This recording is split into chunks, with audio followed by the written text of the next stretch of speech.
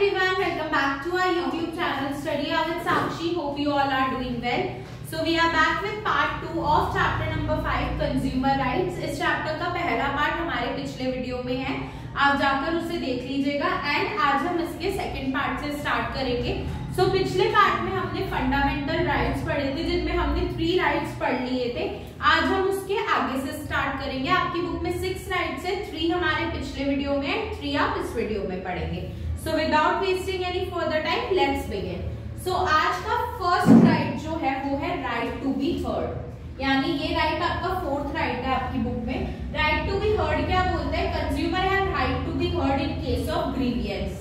Consumer के पास में ये राइट है कि उसकी बात सुनी जाए. कौन से केस में? किसी भी ग्रीवियंस के केस में, यानी अगर कंज्यूमर को कोई भी प्रॉब्लम का सामना करना पड़ रहा है तो उस प्रॉब्लम की सिचुएशन में कंज्यूमर की बात सुनी जाएगी. उसने कोई प्रोडक्ट खरीदा, प्रोडक्ट डिफेक्टिव निकला, प्रोडक्ट नकली निकला, प्रोडक्ट यूज करके उसको प्रॉब्लम हो गई या और कोई भी प्रॉब्लम हो गई उसको उस प्रोडक्ट से, तो उस केस में उसकी बात सुनी जाएगी. ये उसका अधिकार है अपनी बात रखने का और उसकी बात की सुनवाई होनी चाहिए.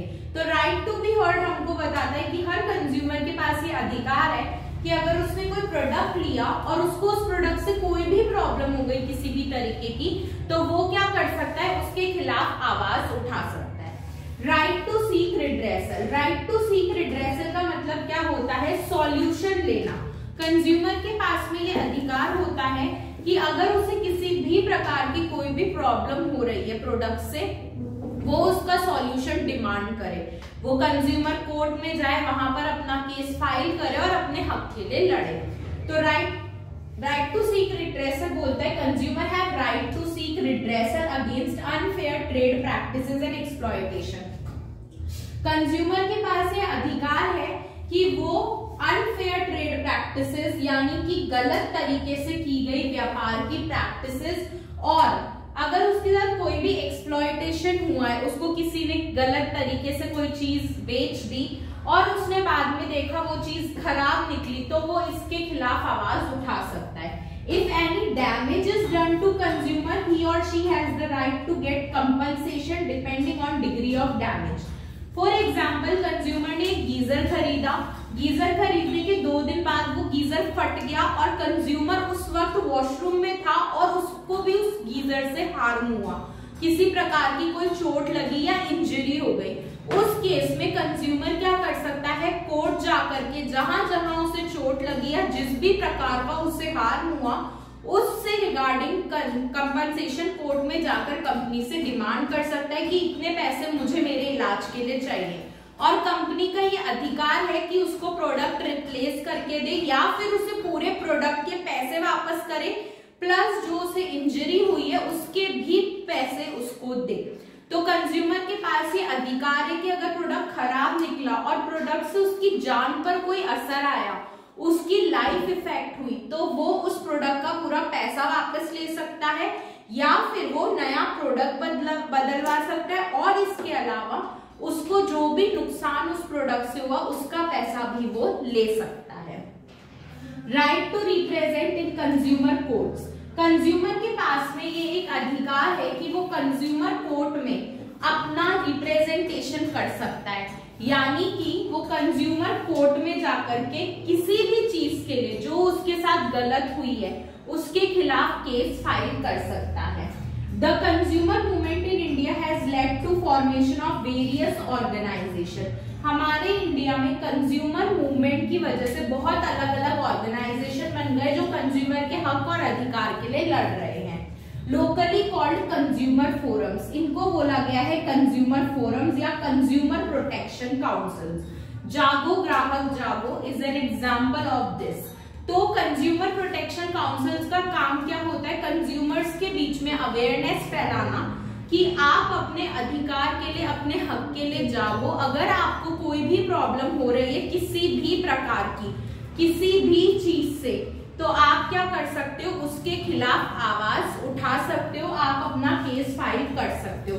ये जो कंज्यूमर काउंसिल्स होती है ये कंज्यूमर को बताती है कैसे उन्हें केस फाइल करना है एक कंज्यूमर कोर्ट में.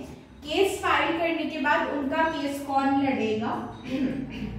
और उन्हें अगर किसी भी प्रकार का फाइनेंशियल सपोर्ट चाहिए तो वो भी उन्हें दिया जाएगा कंज्यूमर फोरम की तरफ से। और गवर्नमेंट उनको अवेयरनेस के लिए भी आगे से आगे मोटिवेट करती रहती है, उनको नए नए स्लोगन्स देती रहती है ताकि कंज्यूमर अवेयर हो सके। इसी के साथ हमने हमारे right to be heard, right to seek redressal और right to represent in consumer courts पढ़ लिया। अब हम न्यू टॉपिक की तरफ चलते जो है factors causing exploitation to consumer. Consumers इतने एक्सप्लॉइट क्यों होते हैं, उनके साथ मार्केट में गलत क्यों होता है। पहला फैक्टर है लिमिटेड इंफॉर्मेशन।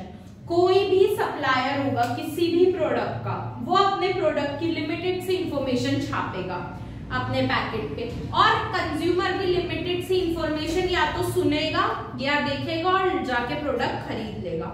तो इस वजह से क्योंकि कंज्यूमर्स को प्रॉपर इंफॉर्मेशन नहीं दी जाती प्रोडक्ट के बारे में या वो लेना नहीं चाहते, इस वजह से वो एक्सप्लॉइट हो जाते हैं। दूसरी चीज लिमिटेड सप्लाई। कभी कभी क्या होता है, कोई प्रोडक्ट जो बहुत एसेंशियल होता है उसकी सप्लाई थोड़ी सी होती है इकोनॉमी में, जिसकी वजह से उस प्रोडक्ट का मनमाना दाम प्रोड्यूसर चार्ज करता है, तो इस वजह से कंज्यूमर ब्लैक मार्केटिंग का शिकार हो जाते हैं। Third point, limited competition. Market में कंपटीशन जो होता है वो लिमिटेड होता है। लिमिटेड यानी कि अगर कोई सेलेक्टेड कमोडिटी है जिसके बहुत सारे सेलर्स नहीं है तो क्या होगा, उसका कंपटीशन लिमिटेड होगा। अब लिमिटेड कंपटीशन का कभी कभी कंपनी फायदा उठा लेती है, वो सोचती है हमारा प्रोडक्ट कोई और बना ही नहीं रहा और इसलिए अपने प्रोडक्ट के लिए ज्यादा रेट चार्ज करती है। लास्ट है लो लिटरेसी। कई कंज्यूमर्स ऐसे भी होते जो एजुकेटेड नहीं होते, पढ़े लिखे नहीं होते, उनको लिटरेसी इतनी नहीं होती कि वो पैकेट के पीछे पढ़ सके क्या क्या लिखा है, वो प्रोडक्ट खरीद लेते हैं, बाद में उनको कोई प्रॉब्लम हो जाती है, तो ये भी एक प्रॉब्लम है। अब हम पढ़ेंगे ड्यूटीज ऑफ कंज्यूमर। कंज्यूमर होने के नाते हमारी क्या ड्यूटी है। Purchase quality marked product such as ISI, Agmark etcetera. जब भी आप कोई प्रोडक्ट खरीदो आप उस पे देख लो कि ISI मार्क, एगमार्क, FSSAI का मार्क है या नहीं है। अगर नहीं है तो आप वो प्रोडक्ट मत खरीदो। अगर आप फिर भी खरीदते हो तो आप क्लेम नहीं कर सकते क्योंकि वो फिर आपकी गलती है कि आपने उसे खरीदा बिना मार्क के भी। तो हमेशा प्रोडक्ट खरीदने से पहले मार्क चेक करें, ये हमारी ड्यूटी है। Second, to ask for cash memo. Cash memo होता है आपका बिल।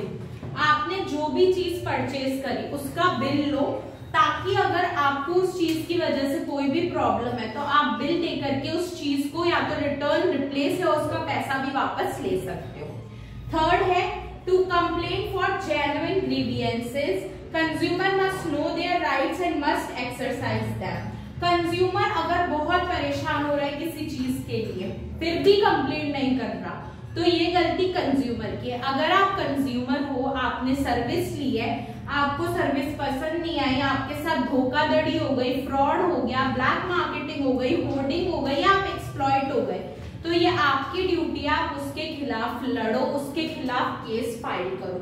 तो कंज्यूमर को अपने हक और अधिकार पता होने चाहिए और गलत के खिलाफ कंज्यूमर को आवाज उठानी चाहिए। अब है कंज्यूमर प्रोटेक्शन एक्ट। इस चैप्टर का सबसे इंपॉर्टेंट टॉपिक है consumer protection act 1986, also known as COPRA. COPRA क्या बोलता है और क्यों बना है। कंज्यूमर्स के एक्सप्लॉयटेशन को देखते हुए गवर्नमेंट को ये नीड लगी कि एक एक्ट बना देना चाहिए जो कंज्यूमर को प्रोटेक्ट करे, तभी गवर्नमेंट आई कंज्यूमर प्रोटेक्शन एक्ट 1986 कोबरा के साथ। कोबरा क्या बोलता है, प्रोटेक्ट इंटरेस्ट ऑफ कंज्यूमर्स। ये बना क्यों था, ताकि कंज्यूमर के हक, उनके अधिकार प्रोटेक्टेड रहे। Under COPRA district, state and national courts are set up for redressal of consumer.